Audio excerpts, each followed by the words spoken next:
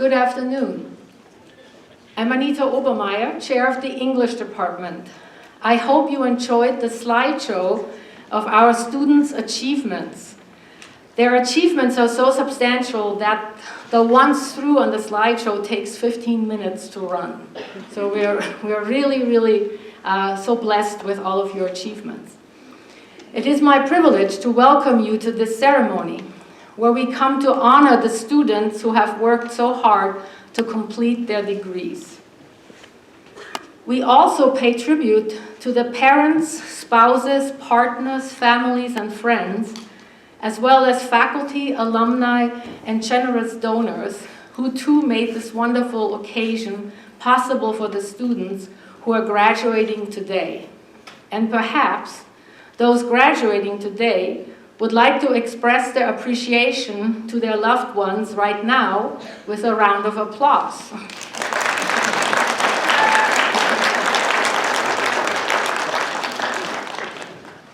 I furthermore want to thank the staff of the English Department who tirelessly work all year and especially for this occasion. No hiding now, please stand when I call your name so we can see you or wave wherever you are now. Val Lacey, our intrepid,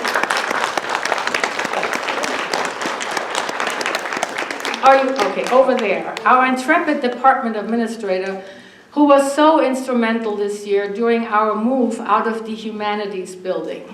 It was a huge job and Val did an excellent one at it. Didi Lopez, our senior scheduling coordinator and honors advisor. I think she's also over there trying to hide.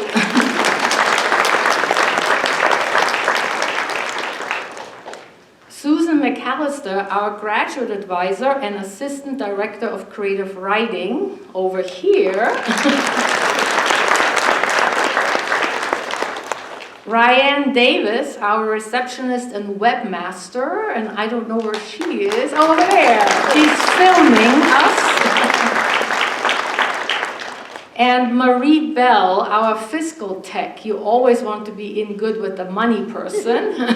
And she's also our refreshment guardian at this point, so she's outside. So please give them a round of applause. It is with great joy that I also welcome my colleagues here. And a few of them couldn't be here today for unavoidable conflicts, and they too send their congratulations to you, our graduating students. The faculty are, after all, the reason you, the students, are in this department. So let's clap for them.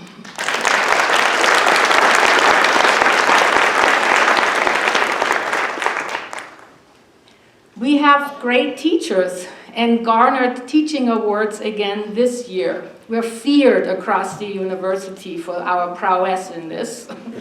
Professor Marissa Greenberg won the biggest of them all, the Presidential Teaching Fellow. Later in the program, you will also hear about our great teaching assistants. Now, we will begin this momentous occasion with a speech by our alumnus Daniel Losh. Then announce our annual graduate and undergraduate awards, and then end by presenting certificates to you, the graduates, as you walk across the stage. It is my great pleasure and privilege to introduce our graduation speaker, Mr. Daniel Losh. Daniel Losh was born, raised, and educated in Albuquerque, New Mexico. He attended UNM from 1972 to 1980, where he received a BA in 1974 and an MA in English in 1977. I learned from him that he worked a lot with our former colleague Jean Frumkin, and that Pat Smith was also on his committee. Unfortunately, those colleagues are long gone, but their memories are still with us. 2 years later, he returned to UNM to earn a certificate to teach at the secondary education level. His career, however, went a different direction. It was dedicated to leading logistical support for over 6 different aircraft systems for the United States Air Force. In 1981, he was hired by the Department of Defense and subsequently assigned to the San Antonio Air Logistics Depot at Kelly Air Force Base. 10 years later, he was given an assignment to the Pentagon in DC to support equipment testing policies. In 2001, he moved to the Oklahoma City Air Logistics Depot, where he led supply chain programs supporting the maintenance and overhaul of jet engines. Daniel Losh retired in 2020 and currently resides in Edmond, Oklahoma, with his wife, their cat, and dog. His current interests include playing guitar and giving music lessons, listening to blues and folk music, and reading poetry. Yay! The latter of which has remained a constant in his life since his years at UNM. Please welcome Daniel Losh.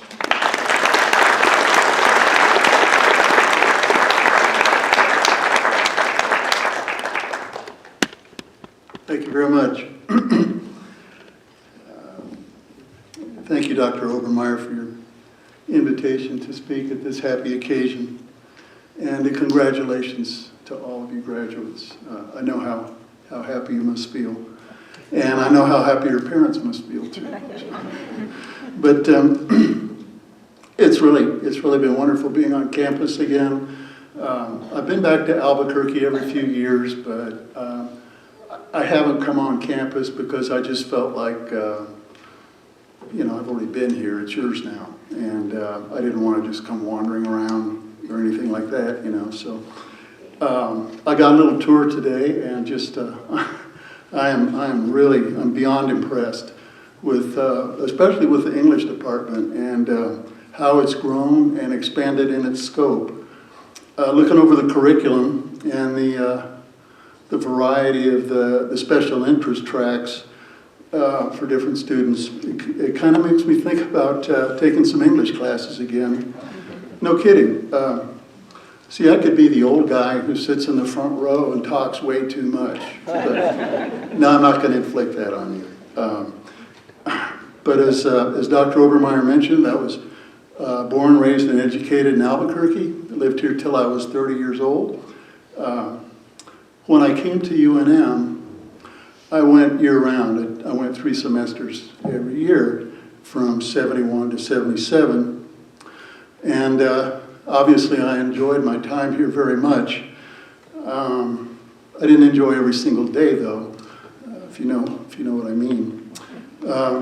My freshman year in college, I took Intro to Journalism because I wanted to be a writer, but I could tell right away that wasn't the path for me. English was. And I always wanted to be a writer. I just never knew what kind or how. When I was a kid, my career goal when I grew up was to be a writer for Mad Magazine. And the older I got, the more I thought, well, maybe just, I like satire. I tried my hand at that. And when I was a student here, I took, especially when I was an undergrad, I took all the creative writing, poetry, and prose classes I could take. And I submitted a satire of a New Testament story, and my professor slammed me so hard, I realized I was in the wrong class. I belonged in the poetry classes, and so I just concentrated on that. Life lesson number 1, know your audience, right? So after I got my BA, I felt like I wasn't really finished yet. And so that's why I just went right on into the MA with no break. When I started grad school, I asked for I requested the optional thesis, and I was going to write essentially a book of poetry. I had a very supportive committee, and I worked on it for 2 solid years. And then my creative writing drive hit a wall and never really got back up. So I'd already passed my comps, and by the time I passed my comps, I still had another, maybe semester to go. And so having gone to school year-round, I was burned out, you know, so I left, and I was embarrassed that I had started a book of poetry and I got about 2/3 of it, and that was it. So I graduated with a degree in a serious case of writer's block. I figured my muse probably got bored with me and moved on to some other aspiring poet down the road. So after college, I got to experience unemployment for a while, because when I was here I had a work-study job, and so I became a bartender and started substitute teaching. After a couple of years doing that, I thought, you know, I think I could do this, but I'd either want to teach the second graders or adults, or maybe high school, but not so much. And I was just, you know, kidding about the kindergarten kids, but the times that I subbed at first and second grade was like breeds, you know, the kids are just all running up to you like you're some superhero or something, so, and then you get paid for it, you know. But anyway, so I thought maybe adult ed is the thing for me. So I came back, took education classes. I did take one English class, which was linguistics, and that was the most interesting class I took. So anyway, by the time I graduated and then had my teaching certificate, back in about 1981, the economy was about like it is today. It was just terrible, and especially for somebody looking for a teaching job, especially for somebody looking for an adult ed teaching job. And so, as Dr. Obermeyer mentioned, you know, I just kept looking for something I could turn into a career, and the government, some of the agencies were hiring, and so I took an entrance exam that they don't have anymore, and I got some job offers. I got a couple of offers to work for IRS, but no, I didn't want that. So yeah, I went to DOD, and it was very, very challenging. I like a job that challenges you to prevent a problem, or when the problem arises, how do you deal with it, how do you mitigate it? And so I enjoyed my career. I did an awful lot of writing, though. I wrote or co-wrote everything from the fine print in contracts to Air Force policy documents, regulations, waiver processes if you didn't like the regulation, manuals, reorganization plans. Of course, you got to do PowerPoint briefings, talking papers. I wrote articles for a couple of magazines, and more and more. I wasn't exactly a workaholic, but I worked awfully long hours, sometimes 6 days a week, and then I tried to be a good husband and father and get involved in all the family activities and that sort of thing. The trade-off is you just don't sleep much. So I retired in 2020 when COVID hit, and looking back, on the surface, it may not seem like I put my English degree or even the education degree to good use, whatever that means. But actually I did, and that's really what I want to talk to you about today. Looking back over my career, I can see how the research and writing skills that I learned here at UNM by writing all those essays for literature classes helped me succeed in a very long career in a gigantic bureaucracy. And that's one reason that when I was looking over your course listings a few weeks ago, I really like the tracks that are there for the students, but I was really pleased to see the robust professional and technical writing track to develop those professional writing skills before you graduate instead of on the job after you graduate. I think that's terrific. And that's, looking back, see, I should have done that, except that creative writing is what I wanted at the time. But frankly, I think all of you graduating today, regardless of what track you were on, personally, I think you have a head start over other graduates. I'll keep you in suspense. And I say that because, first, I learned that from experience, and I also say that because, sadly, there's a lot of educated and very intelligent people out there who are terrible spellers and lousy writers. I've worked for some, and I've had plenty of employees like that work for me. Some folks don't even realize it, or they won't accept the fact that communication skills can, well, it can hold somebody else back, or it can help you advance further.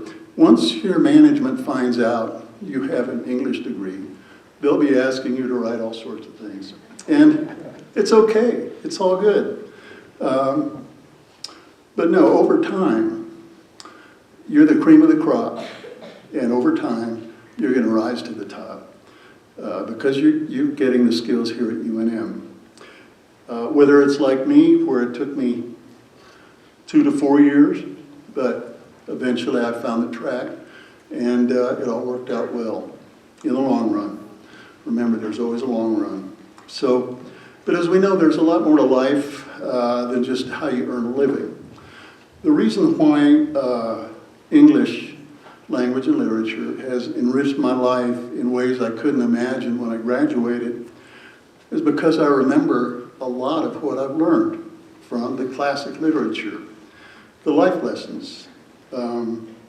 Sometimes I'll find myself in a situation or I experience something and it reminds me of a similar situation or a character that I might have read about in a story or a novel or a poem.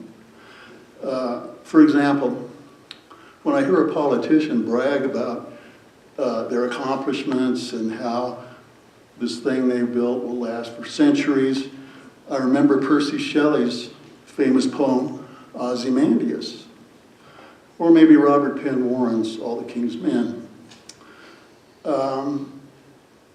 One character that I've continued to think of from time to time over the past 50 years, since I first read Kurt Vonnegut's Slaughterhouse-Five, is Billy Pilgrim, who became unstuck in time, as you know, and spent his adult life going back and forth in different episodes.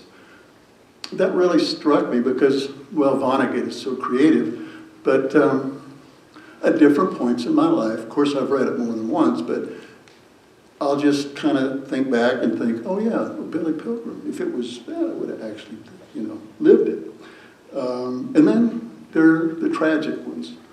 There's one family that will forever haunt me because the drama is just so powerful, and that's the Tyrone family, with their own self-destructive cycles of behavior in Eugene O'Neill's masterpiece, Long Day's Journey into Night. There are so many characters in so many works of literature, and so much we can learn from them. Frankly, I could never live long enough to learn firsthand all the life lessons that I've learned through literature. It's opened unlimited worlds for me and for you.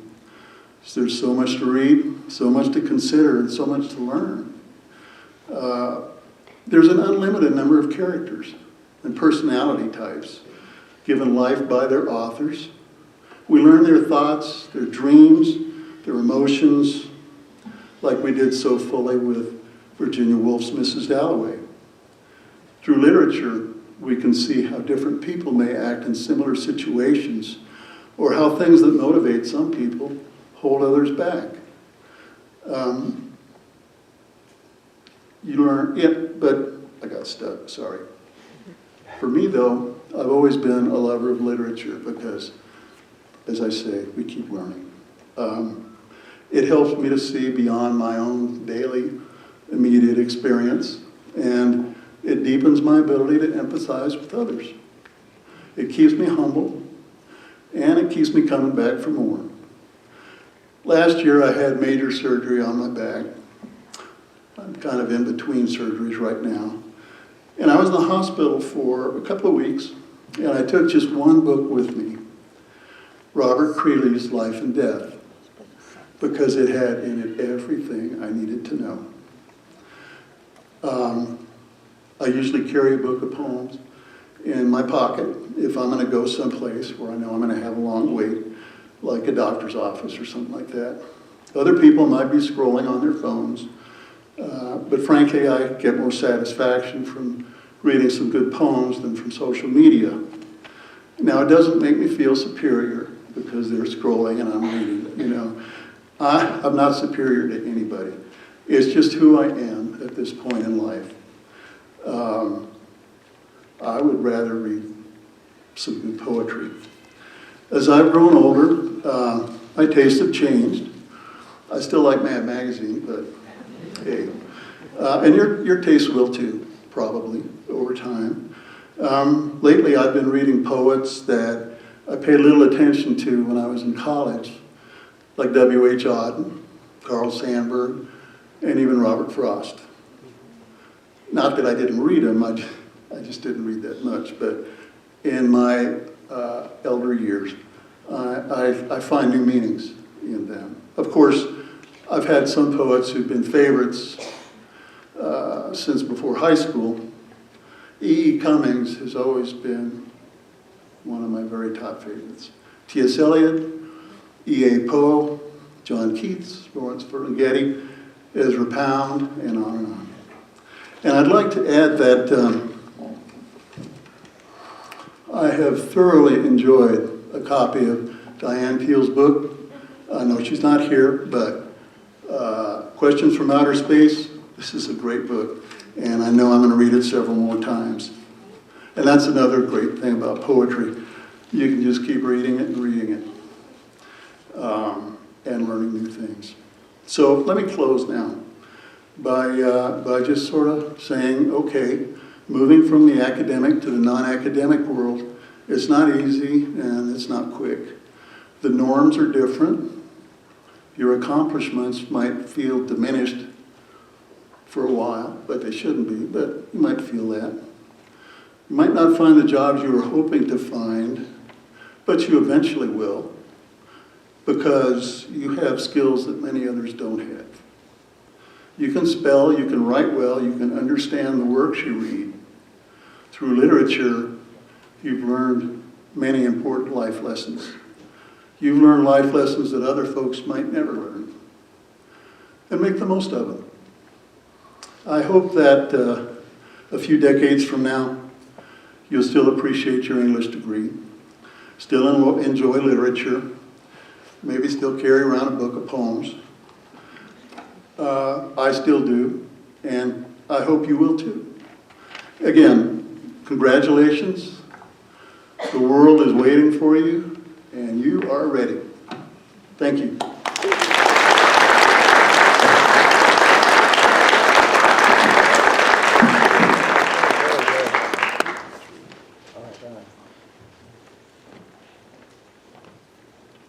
Thank you so much, Mr. Losh. And if you were wondering, I've been supplying him with faculty books for a while. And so that's why Diane Peel came up as well. We will keep Mr. Losh in the limelight just a minute longer, because it is my great privilege